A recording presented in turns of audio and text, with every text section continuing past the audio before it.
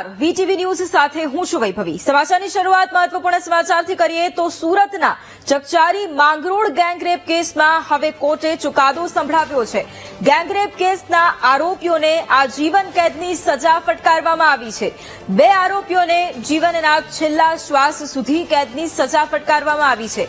મુન્ના પાસવાન અને રામ સજીવનને આજીવન કેદની સજા ફટકારવામાં આવી છે। ત્રણ નરાધમોએ સગીરા ઉપર સામૂહિક દુષ્કર્મ આચર્યું હતું। એક આરોપીનું પોલીસ કસ્ટડીમાં મૃત્યુ થયું હતું।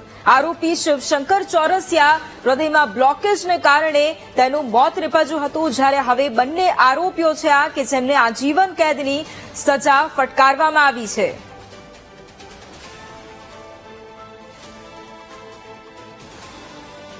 આજે નામદાર કોર્ટના ન્યાયાધીશ શ્રી પરમાર સાહેબે ચુકાદો જાહેર કર્યો છે તે પ્રમાણે બીએનએસની કલમ 72 એટલે ગેંગરેપના ગુનામાં બંને આરોપીને આજીવન કેદની સજા ફટકારી છે તથા 5000નો દંડ કર્યો છે।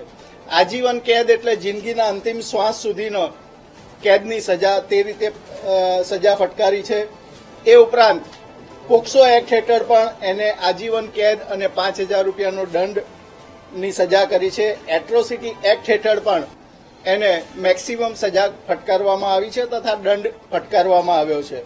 સાથે સાથે ભોગ બનનાર પીડિતાને વિક્ટીમ સહાય યોજનામાંથી 10 લાખ રૂપિયાનું વળતર આપવું તેવો પણ હુકમ કર્યો છે।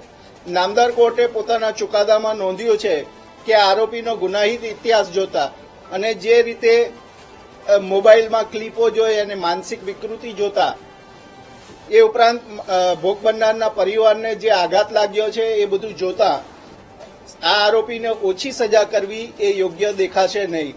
સમાજની પણ અપેક્ષા છે કે આને વ્યવસ્થિત એના ગુના પ્રમાણેની સજા હોવી જોઈએ। અને આજ મુદ્દે સંવાદદાતા શૈલેષ ફોન લાઈન પર છે। શૈલેષ, સુરતના ચકચારી માંગરોળ ગેંગરેપ કેસમાં કોર્ટે ચુકાદો હવે આપ્યો છે। જે આરોપીઓ છે તેમને આજીવન કેદની સજા ફટકારવામાં આવી છે। શું વધુ ડિટેલ, શું વધુ અપડેટ?